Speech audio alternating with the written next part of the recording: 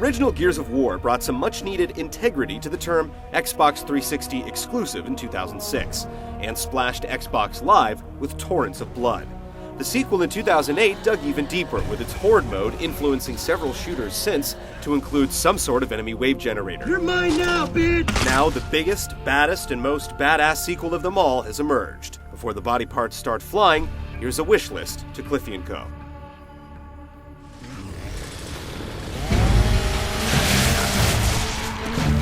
Three years ago, Bungie demonstrated the glory of 4-player cooperative missions in a console shooter.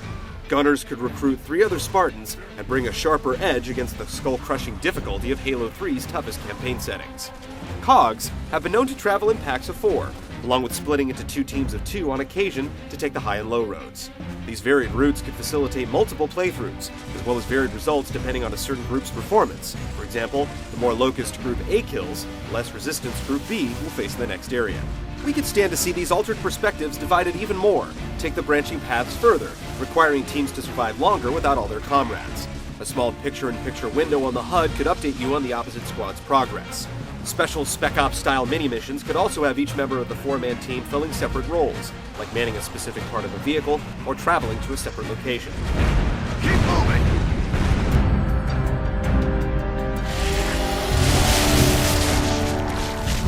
When you get a Lancer in your hands and the situation calls for close-up negotiations, it's tough to think of a weapon better suited for the job.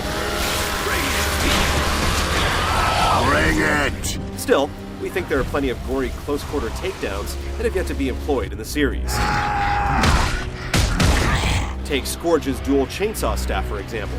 Even if these ultra-powered flesh rippers are a rarity in single-player and multiplayer, like the mechs in Lost Planet 2, the series has built a rep off ungodly firepower, and close-range bloodletting is the perfect place to start for Part 3. We've even heard of talk from Edge magazine of walking mech suits designed for an offensive push or a defensive standstill. The smoke, ink, and frag grenades are also starting to feel stale. We're ready for claymores, sensory charges, tripwires, explosives that toss random projectiles into the air, mobile chainsaw turrets, and more. Who's next? Edge has even indicated a submersible bomb that penetrates enemy cover. Let's see some creativity in the vein of Insomniac's Resistance franchise. Even a Molotov cocktail could shed more light when darkness becomes an adversary. Gadgets more geared towards crowd control, like charges that can slow or even stun the Locust, could come in handy.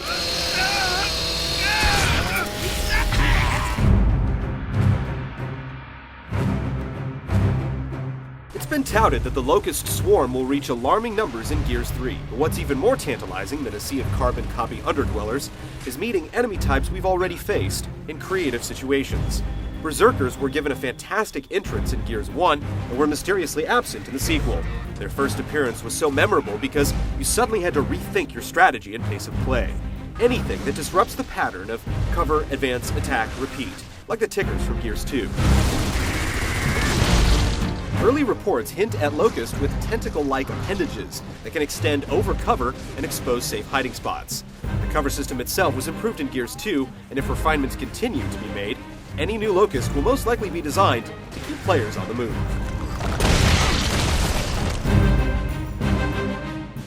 The avalanche of Locust grunts will also be lost on Gears veterans if the environments remain as fixed and linear as they've been in the past. What's the use of 100 targets if they're all being funneled around the same street corner or through one doorway? We're ready to stretch our legs in more wide-open areas that spawn danger from all directions.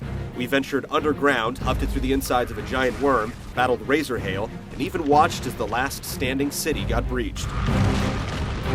But we're still looking for colorful and unique environments that provide flexibility in how you play through them. God damn it! What other giant creatures lurk above ground? Why not take to the skies with flying beasts more so than the quick Reaver battle? We've heard rumors that at least one sequence will be underwater, which would make sense given the hollow avalanche ending of Gears 2. The book Gears of War, Jacinto's Remnant introduces the island of Vectis, a former cog base in a dense jungle. Epic's Unreal Engine 3 demo at GDC in March showed similarly themed areas. The DLC pack All Fronts let us plan out how we wanted to tackle a particular section. You can only go guns a-blazing or try a more stealthy approach using the Theron guard armor. Regardless of its originality, it was interesting trying to sneak by guards without ever having to fire a shot. Gears 3 could utilize a few sections like this, where sneaking plays a more dominant role. It might seem like this would play directly against what makes the combat great, but the strategy could play into specific achievements and end-level bonuses.